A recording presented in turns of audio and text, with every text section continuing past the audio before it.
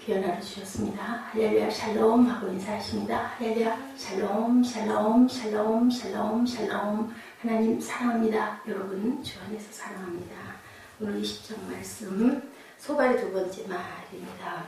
어제 19장 25절 내가 알기에는 나의 구속자가 살아계시니 후일에 그가 땅에 서실 것이라 라고 이렇게 신앙 고백을 했습니다. 하나님을 이제 정말 내 고통, 내 고난, 또 내 원통함, 내 그런 아픔, 내 주변의 상처 이런 것에서 이제는 하늘을 바라볼 수밖에 없는 그러한 욥이 되어서 이제 신앙의 고백을 어제 지난 시간에 했습니다. 그런데 또 이제 다시 한번 또 그 친구의 소발의 두 번째 이런 얘기들 하는 것들이 주고받는 것들이 결국은 싸움이에요. 우리 지금 세상에서 보면은 둘이 얘기하다 보면은 자꾸 네가 그랬잖아, 내가 언제 그랬어, 너는 안 그래? 뭐 이러다 보면 싸움이 나는 것처럼 똑같은 경우죠. 너무나 옳은 말을 20장에 소발이 계속 하고 있습니다. 그런데 여기에서 악인이라고 얘기한 그것은 바로 욥을 두고 하는 얘기니까 그것이 일단은 화살이 되는 거죠. 틀린 말이 아니죠. 악인들은 이렇게 될 수밖에 없다라는 겁니다. 내가 나를 부끄럽게 하는 책망을 들었으므로 나의 슬그러운 마음 나를 여금 이제는 대답하게 한다. 네가 나를 자꾸 그렇게 책망하니 나도 이렇게 말한다. 5절에 악인이 이긴다는 자랑도 잠시고 경건하지 못한 자의 즐거움도 잠깐이다. 너는 악인이고 그리고 경건하지 못한 자이기 때문에 이렇게 됐다라고 이렇게 반격을 하는데 정말 벗이 아파서 그런 상황 당해있고 가진 걸 하나도 없이 다 잃어버렸죠. 그랬으면은 설령 이렇다 하더라도 뭐가 잘못된 게 분명히 있을 거야 알았더라도 이런 자세로 얘기해서는 상대방 이제는 죽는 사람을 어떻게 밟아서 구덩이에다 넣는 꼴이죠. 우리는 그런 모습들이 되어서는 안 되겠다. 이 욥기는 우리 인생에 이것보다 더 그럴 일은 없을 건데 우리가 어떤 상황이 닥치더라도 욥처럼 소망을 갖고 결국은 욥을 하나님이 건지셔서 또 더 축복해 주시는 그 부분을 통해서 우리는 소망을 가지고 우리가 어떤 경우 어떤 깜깜함이 오더라도 절대로 우리는 무너질 리가 없다. 어떻게만 하면 하나님만 바라보면 절대로 죽을 일은 없다라는 그 생각을 해야 되겠죠. 소발은 욥의 말이 끝나자마자 생각의 여유도 별로 없이 너무 급하게 말을 꺼내는 것으로 보아 슬기로운 자는 아닌 것 같다. 슬기로운 자가 아니니까 이렇게 자기의 벗을 죽을 것 같은 그 벗을 이렇게 밟지 않았을까 싶습니다. 그래서 하나님께 나중에 진노를 받죠. 성급한 발언에 대한 변명을 하고 있죠. 결국 욥은 그 친구들의 분노를 크게 자극하게 됐어요. 그래서 사실은 어떤 그 문제가 자꾸 꼬이거나 얘기를 하는데 자꾸 엇나가거나 내 뜻과 다르게 자꾸 갈 때는 제일 좋은 방법은 내 입을 다무는 거, 침묵하는 거. 속에서 많은 분노가 끓을 땐 차라리 하나님께 토하고 그것을 소리를 안 내고 토하는 것보다는 정말 소리를 내고 정말 크게 부르짖고 울고 싶으면 울면서 하나님께 구하는 게 속은 후련하겠다는 생각을 합니다. 욥이 한 말을 책망으로 듣죠. 그것을 부끄럽게 하는 책망이라고 했죠. 그리고 그러한 책망을 욥에게 다시 돌려주는 것이 도리다. 넌 네가 그렇게 했으니까 네가 돌려받아 인 거예요. 이사야 3장 11절에 보니 악인에게는 화가 있으리니 화가 있을 것은 그 손으로 행한 대로 보응을 받을 것입니다. 그죠? 우리 심은 대로 거둔다라는 얘기가 있어서 젊은 시절부터 어린 시절부터 내 길이 도대체 어딜까라고 일찍 철이 난다고 그러죠. 그런 마음을 가지고 열심히 내 길을 찾아보고 그렇게 해서 그 길에 또 우리가 최선을 다해서 가는 그런 사람들은 결국은 뭔가 열매가 귀한 열매가 맺히는데 허황된 생각을 하고 겉모습 좋아하고 겉으로 볼 때 그럴듯해 보이는 좋아하는 거 그런 모습 흉내내고 가는 사람들은 성공할 수가 없습니다.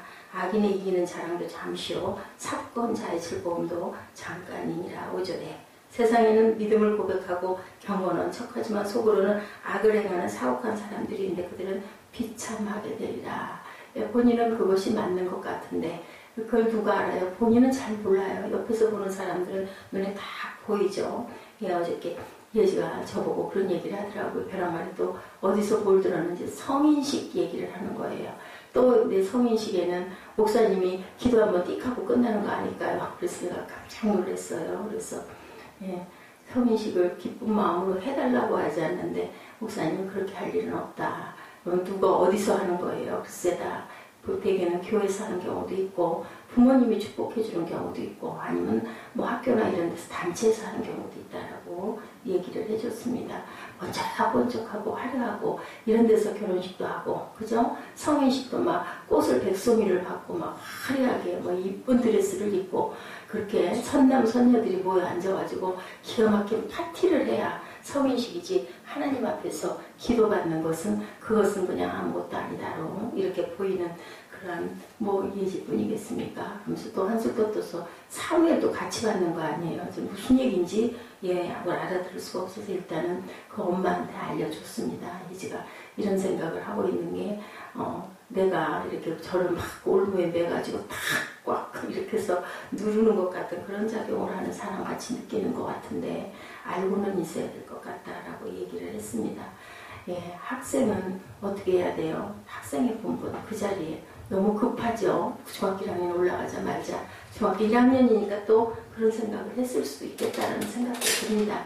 모든 것들이 너무너무 아름답게 또 한꺼번에 너무 허용된 게 많다 보니까 결국은 뭐 얘기로는 공부를 그렇게 못했다고 그래가지고 컴퓨터도 뺏기고 휴대폰도 다 뺏겼다고 얘기를 들었습니다. 그래도 뭐 전혀 요만큼도 그런 게 시무룩하게 그건 또 좋은 것 같아요. 너무 시무룩하고 또 의기소침하면 또 그것도 삐뚤어져서 옆으로 가고 다 포기하는 그런 마음일 텐데 뭐 얼마나 씩씩하고 얼마나 좋은지 참 그러기 어려운데 그렇더라고요. 보니까 예수님께서도 외식하는 서기관과 바리새인들 보고 겉모습, 겉껍데기만 포장하는 사람들 보고 회칠한 무덤 같다고 그랬죠. 속에는 더러운 썩은 냄새가 우리 몸 안이 그 바울이 얘기했죠. 더러운 것은 밖에 있는 게 아니라 안에서 나온다. 맞습니다. 우리 생각 안에도 우리의 삶 안에도 그런 것들이 너무 많은데 우리가 누구를 탓할 그런 입장들은 아무도 아니에요. 어떤 그 목사님이 그 초빙한 목사님과 식사 자리 참 말을 조심해야 될 것 같아요. 아마 그거 좀 개척을 해서 조금 부흥을 하는 그런 교회였던 것 같습니다. 식사 자리에서 그런 얘기를 했대요. 약간 자랑스럽다는 듯이 그 목사님이 우리 교회는 반 이상이 예수를 처음 믿는 그러한 사람들로 되어 있기 때문에 다른 교회에 비해서 순수합니다. 이렇게 자랑하는 그 얘기를 들으면서 이 목사님은 너무너무 마음이 아팠다라는 얘기를 하더랍니다. 그렇죠. 예수 믿는 연한이 오래되면 오래될수록 점점 더 주님 모습을 닮아가고 거룩해지고 성스러운 모습들이 되어야 되는데 예수를 오래 믿으면 이제 순수한 맛이 없어진다. 아이와 같은 자가 천국에 들어갈 수 있다고 주님이 말씀하셨는데 그럼 예수를 오래 믿으면 점점 더 아이와 같은 마음들이 돼야 되는데 그것은 순수한 것이 아닌 그런 바보 같은 것이 되고 예수를 오래 믿으면 뭐예요? 너무너무 약아진다라는 얘기, 순수하지가 않다라는 반대말이 정확하게 뭔지 그 얘기를 들으면서 우리 그 기독교가 참 문제가 있다는 생각을 했다고 합니다. 예수님 말씀하시죠. 너희가 어려운 아이와 같지 아니하면 천국에 갈 수가 없다. 예수 오래 믿으면 믿을수록 점점 더 애기 같은 마음. 노인들이 나이가 많이 들고 이렇게 정말 그 뭐라 그래야 돼요? 뵙기가 좋은 분들은 어때요? 정말 어떻게 보면 귀엽잖아요. 아이 같고. 근데 요즘에는 뭐라 그래요? 할머니들 그렇게 옛날에 할머니들처럼 인자한 모습으로 그렇게 봐서는 안 된다고 그러죠. 얼마나 무서운 할머니들이 많은지 모른다. 뭐 나물 시골에서 뜯어왔다고 길에다가 놓고 파시는 할머니들 저는 정말 그 정답고 그 느낌이 참 좋거든요. 근데 정말 굉장히 쉬운 얘기를 얘기하면 조금 좀 사납다고 그래야 되나요? 말씀하시는 게 그러시더라고요. 그래서 보니 왜 그럴까요? 세상에서 너무나 그 힘든 상황들을 많이 겪다 보니까 그렇게 하지 않으면 살아남지 못해. 바보로 여김받으면 바보 취급받으면 사람 취급도 안 해. 이렇게 되는 거죠. 악인의 이기는 자랑도 잠시고 사곡한 자의 즐거움도 잠깐이니라. 그 높이가 하늘에 닿고 머리가 구름에 미칠지라도 자기의 똥처럼 영원히 말할 것이라. 그를 본 자가 이르기를 그가 어디 있느냐. 이렇게 잊혀져 버리는 거죠. 악인들은. 그리고 진리의 사람들, 그죠? 세상에 귀한 영향을 많이 끼치고 간 사람들은 100년, 200년 해가 더 지날수록 그 사람이 영원히 기억이 되죠. 우리 예수 그리스도처럼. 진리는 영원하다라는 거예요. 그런 것처럼 우리가 악인의 그 반열에 끼지 말고 세상에 살아서 조금 바보 같아도 그리고 좀 손해를 많이 보더라도 주님의 모습을 닮아가는 그러한 신앙생활 오래 하더니 점점 더 아이같이 선해지고 착해지네. 그런 얘기를 들어야 되겠죠. 시편 37편에 행악자를 인하여 불평하여 하지 말며 불의를 행하는 자를 투기하지 말지어다. 저희는 풀과 같이 속히 배임을 볼 것이며 푸른 채사같이 쇠잔할 것이미로다. 악한 자들이 어떨 때 보면 승승장구하고 그죠? 잘 많이 벌고 그냥 많이 착취하고 장사를 해도 그렇고 그런데 결국은 그게 끝이 좋은 부분은 없어요. 그대가 아니면 그 다음 때라도 그거 모은 재산 그냥 한 순간에 다 날아가 버리죠. 그런 것을 우리가 주변에 많이 봅니다. 그 자녀들은 차라리 많이 갖지 않은 게 낫죠. 없으면 어떻게 해요? 더 근검절약하게 되고 어떻게든지 열심히 해서 뭔가 하고 살려고 노력하는 부분이 보이고 가진 것을 또 아끼는 그런 마음이 생기는데 가진 게 많다 보니 부모가 물려준 게 많다 보니 그냥 방탕한 길로 빠져가지고 결국은 아무 쓸모가 없는 그런 그 존재로 살다가 가는 경우들이 참 많습니다. 우리가 사는 세상에서 그런 아주 스스로 뽐내며 자기들 수중에는 세상을 뒤흔들 권력이 주어진 것 같이 그렇게 해봐야 결국은 풀에 꽂아갖고 헛된 거 누구도 기억해주지 않는 그 말로는 또 말로 할 수 없는 그런 상황이 되죠. 아주 재밌는 얘기가 있어요. 돼지가 아무 일도 하지 않고 받아먹고 어디에 갇혀서 우리에 갇혀서 씻지도 않고 아주 그 돼지우리 여러분들 한번 보셨어요? 냄새가 코를 찌르고 질퍽질퍽하고 그 속에 그냥 뭐 똥이고 뭐 함께 막 섞여가지고 정말 돼지우리는 들여다볼 수가 없을 만큼 돼 있어서 방을 엉망을 만들면 방을 돼지우리관처럼 해놓냐라는 얘기들을 어머니들이 많이 합니다. 얼마나 편해요. 일 안 해도 되고 주는 거 열심히 먹어야 되고 운동 절대 할 필요 없고 운동 못하게 하려고 우리를 조그맣게 해가지고 뒤에 가둬놓고 먹은 것도 그 자리에서 다 배설하게 하는 그런 돼지를 누가 그걸 정말 부러워 하는 사람은 아무도 없다라는 거죠. 얘는 어쩜 그렇게 축복받으니 날씨가 추워서 걱정이냐 옷 걱정이냐 연탄 걱정이냐 먹을 걱정이냐 하루 종일 주는 대로 배부르게 먹고 자면 되지 않니? 너는 정말 행복하겠다라고 얘기하는 사람은 없죠. 살을 뚱뚱 찌게 해야 되기 때문에 운동도 될 수 있으면 조금 해야 되고 결국은 어디로 가요? 고기를 쓰려고 도살장으로 가는 것 외에는 없죠. 이런 돼지를 보고 누가 반갑고 기뻐하겠느냐. 이 얘기가 얼마나 기가 막힌지. 근데 맞아요. 그죠? 우리는 정말 때로는 너무 힘들어 주저앉아 있고 싶은데 박놈 굴이 자라나고 퍼지는 것을 보고 100년 묵은 소나무가 얘기했대요. 넌 어쩌면 그렇게 빨리 자라니 그러다가 온 세상을 덮어버리겠구나. 부러워하거나 두려워할까? 아니라는 거죠. 소나무는 말하죠. 내가 아무리 큰 소리 쳐도 세상을 다 덮을 듯이 그렇게 금방금방 자라고 해도 결국은 두고 봐라. 내가 더 오래 서 있지. 너는 순식간에 날이 좀 추워지고 하면 그 넝쿨은 다 말라버리고 말지 않겠니. 이런 일들이 너무나 많습니다. 악인의 번영이 이와 같다라는 거죠. 아무리 의기양양하고 아무리 잘 나가는 것 같아도 잠깐이라는 거예요. 애곡과 비탄은 결국은 영원할 것이라는 것. 이런 생활이야말로 행악자들의 번영을 불평하지 않도록 우리가 기억해 봐야 될 그러한 상황들. 사람의 사는 것이 가산에 넉넉한데 있지 않다라고 예수님께서도 말씀하셨어요. 우리가 세상에 살아가는 게 가진 건 많이 지니고 제가 오늘 아침에 가방을 홀딱 털어가지고는 다 정리를 해버렸습니다. 뭐 자꾸 넣다 보니 이것저것 많고 실제 제가 여기 들고 와야 될 그러한 것보다는 아닌 것들이 더 며칠 전부터 그 눈에 자꾸 보이더라고요. 그랬더니 이 가방이 참 오래된 가방이죠. 그게 꺼내기가 편하고 세워져 있는 게 편해가지고 그걸 제가 갖고 왔는데 너무 오래되다 보니까 이제 가운데 목걸이 아랫부분이 이렇게 옆으로 찌그러져가지고 오줌이나 신학교 다닐 때 책을 하도 많이 넣고 다니던 그 가방이다 보니까 정말 고생을 많이 한 튼튼해서 그러다 보니까 이제는 그만 쓰여야 되려나 하는 생각이 들어요. 그래서는 다 비워버리고 꼭 필요한 것만. 우리가 살아가다 보면 이렇게 본질적인 것보다는 쓸데없는 것들이 너무나 현상들이 너무나 많이 늘어져 있다는 거. 물도 그런 생각이 들더라고요. 누구를 도라장을 보고 물 더럽게 잔뜩 쌓고 다니니 그거 아쉬워가지고 그냥 이것도 있어야 될 것 같고 저것도 또 잊어버릴 것 같고 해가지고 갖고 다니는데 나도 그런 경향이 참 많구나라는 생각을 했습니다.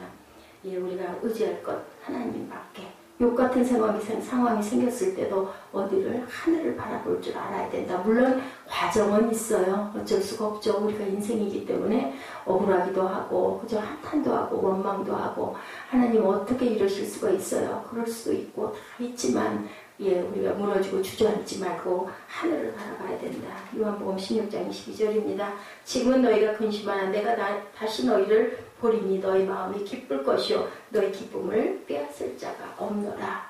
우리가 하나님 말씀을 믿고 하나님 말씀을 순종하기 위해서 하나님 말씀을 묵상하고 가니 하나님 말씀은 1.1획도 변함이 없는데 단순간에 그렇게 되기를 우리는 늘 바라는 게 문제인 것 같습니다. 과정은 있습니다. 근데 조금 지혜롭고 빨리 순종하는 자들은 그만큼 빨라지죠. 그렇지 못한 경우에는 계속 헤매는데 믿음의 분량대로인 것 같습니다. 어찌됐든 간에 우리는 절대로 하나님께서 우리를 아주 엎드러지게 하지는 않는다라는 걸 알죠. 너희가 내 이름으로 아무것도 구하지 아니하였으나 구하라 그리하면 받으리니 너희 기쁨이 충만하리라. 너희 기쁨이 충만하리라 이렇게 약속하셨죠. 그 기쁨의 원인이 세상에 있는 것이 아니라 하나님에게 있는 사람들에게 해당된다는 것을 우리가 압니다. 저가 내 마음의 소원을 이루어 주시리라. 하나님을 기뻐하는 사람의 마음의 소원이 무엇일까요? 하나님을 알고 하나님을 사랑하고 하나님을 따라 살고 하나님에게서 기쁨을 얻는 그런 사람들. 사랑하는 사람들은 어때요? 그냥 자꾸 보고 싶죠. 자꾸 옆에 있고 싶죠. 자꾸 만나고 싶죠. 이런 차이가 있다는 것. 하나님을 사랑하는 사람과 교회 가야 되는데 하는 사람과는 본질적으로 달라서 예배를 드림으로 인하여 더 눈이 반짝 뜨이고 힘이 나는 그러한 저희들의 모습들이 되어야 되겠죠. 베드로가 밤새 고기를 잡다가 얼마나 지쳤을까요? 그물에 아무것도 걸린 게 없었을 때 주님이 나타나셔가지고 깊은 데로 와서 그물을 던져라. 그 새벽에 깊은 데 가면 당연히 100% 고기가 없습니다. 밤새도록 잡았는데도 없고 베드로가 하나님보다 어디에 고기가 있는지 더 잘 알 것 같은데 우리가 표면으로 봤을 때는 사실은 그렇지 않았다라는 거죠. 어떻게 해서 순종함으로 깊은 데 내가 가서 주님이 말씀하시니 그렇게 해보리다 하고 그물 내렸을 때 그물이 찢어질 만큼의 고기를 건져 올렸다라는 것은 가장 중요한 것은 순종하는 믿음이 가장 중요하다. 잠언 16장 3절이죠. 너의 행사를 야훼께 맡기라. 그리하면 너의 경영이 이루리라. 이 말씀은 어때요? 하나님 해주세요 하고 바라보고만 있는 게 아니라 우리가 기도를 하되 내가 해야 할 최선을 다했을 때 하나님께서는 우리에게 귀한 것으로 채워주신다. 그리고 또 그 과정 중에서 깨달음을 분명히 얻게 돼서 더 믿음이 단단해지죠. 베드로전서 5장 7절에 너의 염려를 다 주께 맡겨버리라. 주님께서 계속 말씀하십니다. 너희들 지고 있지 말어. 내려놔. 나한테 맡겨. 내가 너를 편히 쉬게 해주고 네가 나한테 구해. 그러면 내가 너에게 다 주고 네가 기뻐질 거야. 평안과 기쁨 이런 그 고비를 통해서 이런 마음들이 생기죠. 하나님을 온전히 신뢰하는 사람에게 뭐가 침묵의 덕이 있다. 어떤 일이 있어도 조용하죠. 떠들지 아니하죠. 하나님이 잘해주시고 유익하게 해주실 것을 아니면 내 지금 이래도 내가 조금만 참으면 하나님이 해주실 거야. 이런 거 말할 필요가 없는 거죠. 내가 말하는 건 왜 그래요? 내가 아니다 보니까 막 내가 내 변호를 합니다. 근데 하나님이 다 그거 드러내주실 거면 우리가 말할 필요가 없는 거죠. 어때요? 우리가 뒤를 아는 사람 그래 그래도 요거 조금 지나고 나면 분명히 이렇게 되는 거 알아 내가. 그럴 때는 말할 필요가 없죠. 마음에 여유가 생겨서 웃고 앉아있을 거 아닙니까? 그런 믿음들, 그런 마음들이 생겨서 우리가 끝까지 참으시는 예수님, 끝까지 참고 본인의 하실 것을 다 하시고 이루고 다 이루셨다 했던 주님의 모습을 담는 저와 여러분 되시기를 주님의 이름으로 축복합니다. 기도하십니다.